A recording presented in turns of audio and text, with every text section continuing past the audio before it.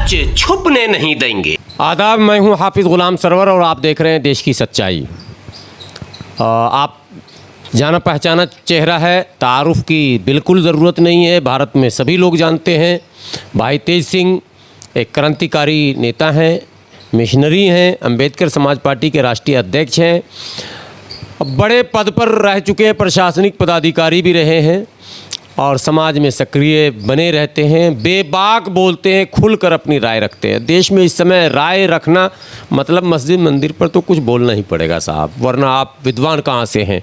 आप टीवी पर देख रहे होंगे जितने भी मुस्लिम विद्वान, हिंदू विद्वान, सिख, सब मंदिर मस्जिद पर ही बोलते। मैं समझ रहा हूँ भाई तेज सिंह से बेहतर कोई नहीं जानेंगे कि भारत में इस्लाम के आने से पहले क्या धर्म का कोई टकराव था, कोई और धर्म था, कुछ था, कैसी स्थिति थी और क्या हुआ, ये सब जानना भी बहुत ज़रूरी, क्योंकि कई लोग ये दावे कर रहे हैं कि साहब यहाँ बौद्धमय भारत था और उस बौद्ध धर्म को भी मिटाने का प्रयास किया गया। मैं जानने की नहीं कोशिश करूँगा। सर, सबसे पहले तो स्वागत है, आपने समय निकाला और मैं आया, मैं कई दिनों से चक्कर में था कि आप समय निकालें तो मैं आ जाऊँ।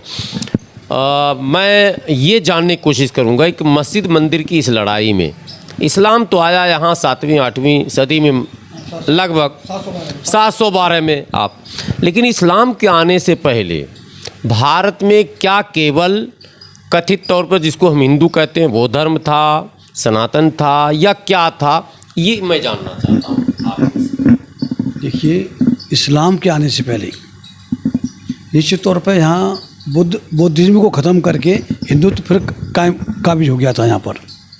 अच्छा, इस्लाम के आने से पहले बौद्धिज्म को ख़त्म किया गया था इन्हीं ब्राह्मणों द्वारा। और कैसे किया गया?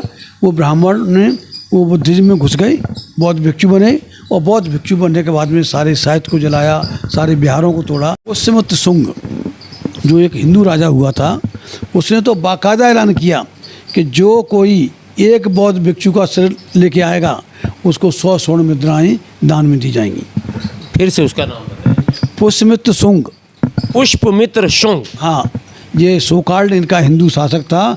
उसने बाकायदा ऐलान किया था कि अगर कोई एक बौद्ध भिक्षु का सिर काट के लाता है उसको 100 स्वर्ण मुद्राएं इनाम में दी जाएंगी। ये किसी ऐतिहासिक किताबों में है? बिल्कुल लिखा हुआ है, सारी किताबों में लिखा हुआ है। मैं इतिहास का स्टूडेंट रहा हूँ, मेरा सिविल सर्विस में इतिहास मेरा सब्जेक्ट था, उसमें लिखा हुआ है। तो पुष्यमित्र शुंग ने ये ऐलान कर दिया, तो परिस्थिति तो बिल्कुल भयावह हो गई होगी। हर आदमी इनाम लेने के चक्कर में हत्या, बिल्कुल इतनी मारकाट हुई बौद्ध भिक्षुओं की, ऐसे बुद्ध विहारों को तोड़ा गया, तहस नहस किया गया और उसको तोड़ के ये इन्होंने अपने मंदिर बनाए। आज भी जब देखिए, जब इसकी खुदाई चल रही थी बाबरी मस्जिद की ज़मीन की, आर्कोलॉजिकल सर्वे ने ऑफ इंडिया ने जब खुदाई की और खुदाई के अंदर जैसे ही बौद्ध के अवशेष निकलने शुरू हुए, पट से वो खुदाई रोक दी गई। कितनी बदमाशी। वो सोच रहे थे निकलेगा कुछ और, निकल गया कुछ और, निकल गया कुछ और। लेकिन ये तो बुद्ध वाले जानते नहीं हैं, अपने आप को बौद्ध लिखेंगे। बौद्ध का मतलब होता है एनलाइटेंड, पूर्ण ज्ञानी, संपूर्ण ज्ञानी। खाली बौद्ध लिखने से बौद्ध नहीं होता। उनको ये भी नहीं मालूम कि बुद्धिज्म का मीनिंग क्या है। तथागत बुद्ध ने साफ लिखा है, कहा है, उसने बाबा साहब ने लिखा है। बुद्ध का शाब्दिक अर्थ क्या होता है? बौद्ध का शाब्दिक अर्थ है एनलाइटेंड, बोलते हैं अंग्रेजी में, यानी पूर्ण ज्ञानी, पूर्ण ज्ञानी, परम ज्ञानी, ये होता है। जिनको ABCD नहीं आती बुद्धिज्म की, वो अपने आप को ठाठ से बौद्ध लिख के चलते हैं। बड़ा मुझे अफसोस होता है उनको देख के। बुद्धिज्म का साफ तथागत का साफ संदेश का उनका था, मानना था संसार में दुख है, दुख का कारण है और कारण का निवारण है। और जो लोग दीन दुखियों के, दीन दलितों के दुख के कारण के निवारण में लगे हुए हैं, वही बौद्ध हैं और यही धम्म है। बौद्ध ने जो लोग दीन दुखियों के दुख के कारण के निवारण में लगे हुए हैं, वो ही बौद्ध हैं और यही धम्म है। धर्म नहीं है, धम्म मतलब ये वे ऑफ लाइफ। बुद्धिज्म कोई धर्म नहीं है, ये अब धर्म कह रहे हैं। और भगवान कहते हैं कि बौद्ध भगवान, हाँ, भगवान बुद्ध भी कहते हैं, सब भगवान है, जब साईं बाबा जब उन्होंने, बुद्ध ने भगवान, भाग्य, पुनर्जन्म और स्वर्ग नरक इसकी कल्पना को नकार दिया, जब भगवान की कल्पना को नकार दिया तो भगवान बुद्ध कहने का मतलब क्या है? नाड़ी हो गए।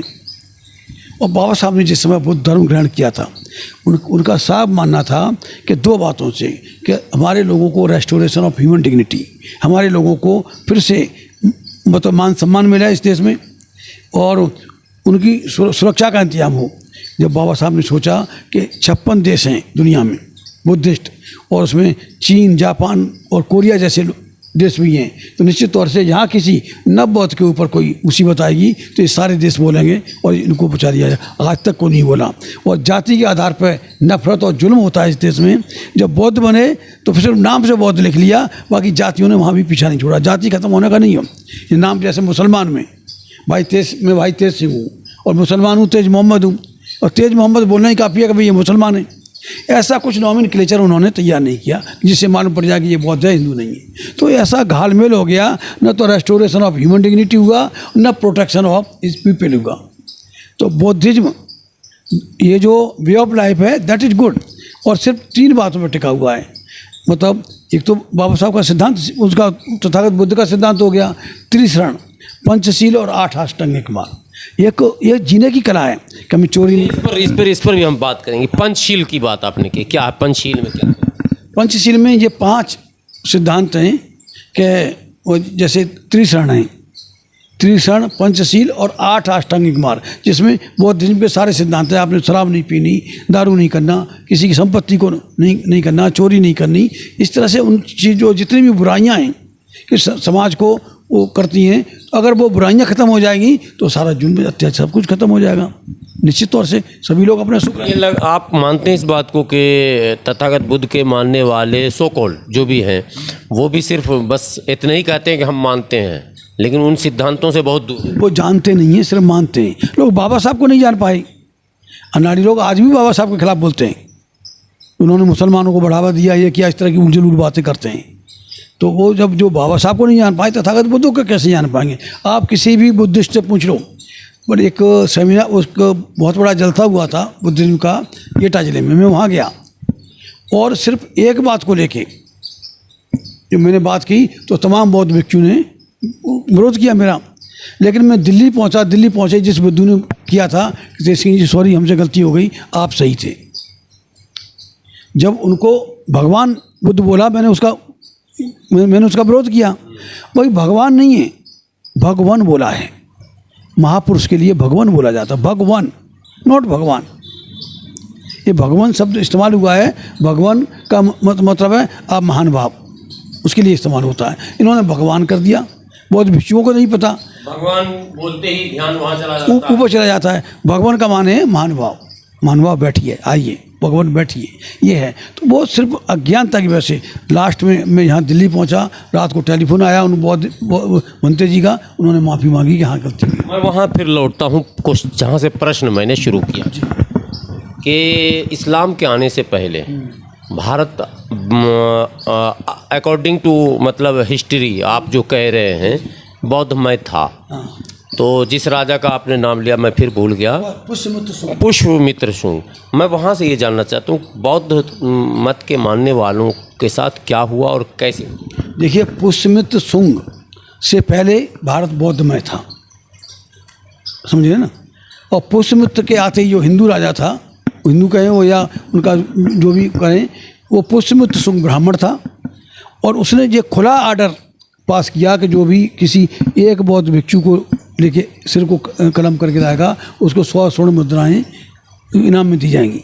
ये उसका आदेश था। मतलब ये समझिएगा बुद्धिज्म को पूरी तरह से नेस्तनाबूद करने का काम पुष्यमित्र शुंग के शासन में हुआ, पुष्यमित्र शुंग के उसमें हुआ। और पुष्यमित्र शुंग स्वयं ब्राह्मण था। उस समय तो दुनिया के कई देशों में बुद्ध मत के मानने वालों की संख्या थी बहुत, तो इस पर उस समय कोई आपत्ति?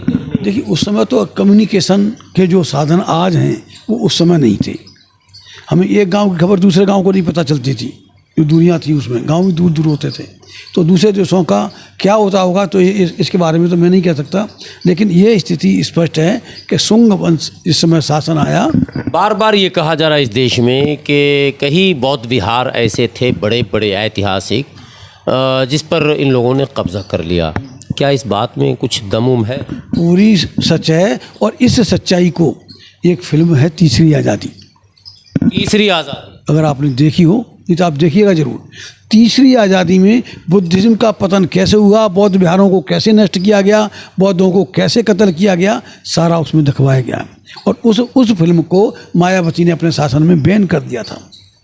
उस बेहूदी औरत ने उसको, तीसरी आज़ादी जो हम सबको देखनी चाहिए कि हमारे ऊपर जुल्म कैसे हुआ, कैसे कैसे अत्याचार हुए, बुद्धिज़्म का खात्मा कैसे किया है, वो देखनी चाहिए। उसने बैन लगा दी थी इसने, अब जब इस समय 2007 में इसकी शासन सत्ता आई थी। तो अब तीसरी आज़ादी देखेंगे।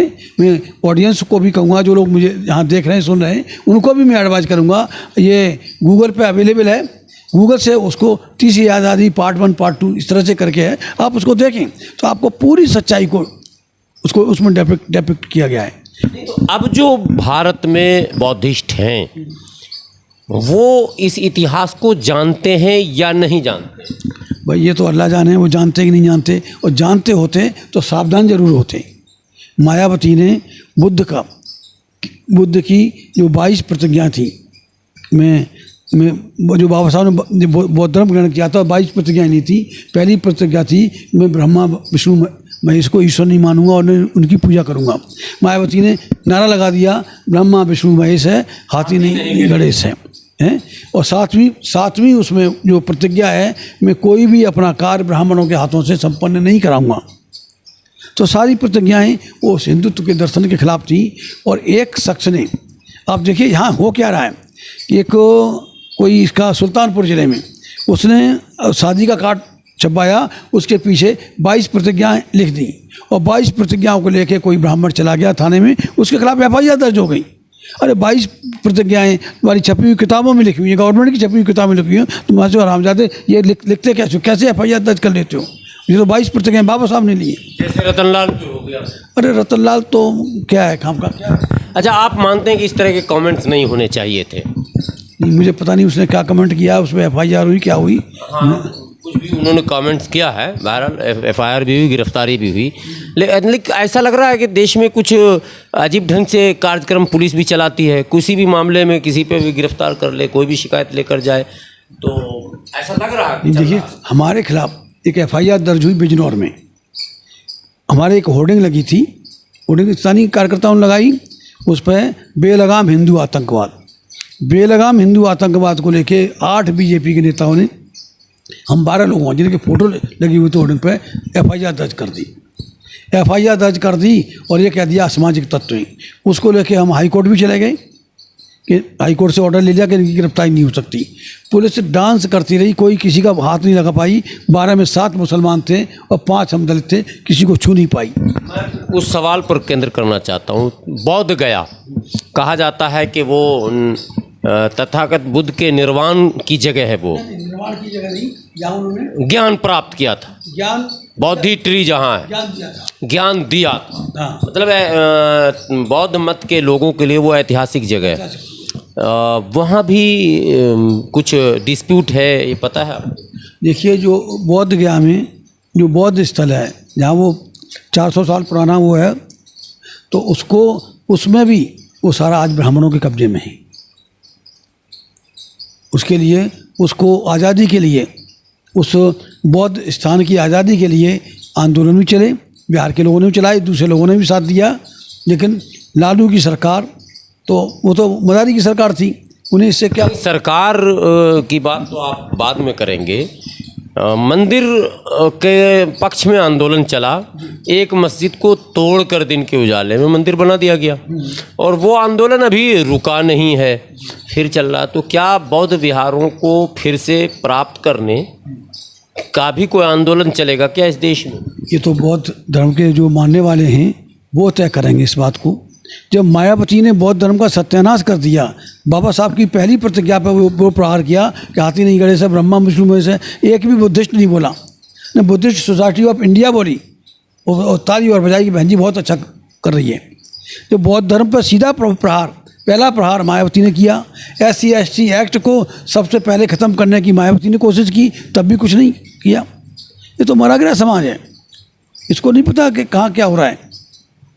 सुगबुगाहट कहीं दिख रही है बौद्ध धर्म के लोगों में, भिक्षुओं में, कि नहीं हम भी कुछ डालेंगे, PIL मेरा वो है, मेरा वो है, ऐसा कुछ? ये तो बौद्धिस्ट तो एक पैरासाइट तबका हो गया है, उन्हें कुछ नहीं, बौद्ध विहारों में बैठना, खाना खाना और दान लेना, ये ब्राह्मणों के भी महाब्राह्मण हो गए हैं, जो वैद्य भिक्षु हैं। उनका काम होना चाहिए था कि अब ये गली में, मोहल्ला में, बस्तियों में जाएं और बहन बेटियों को समझाएं कि भाई हम हिंदुत्व के संग करो, हिंदू पाखंडवाद को छोड़ो।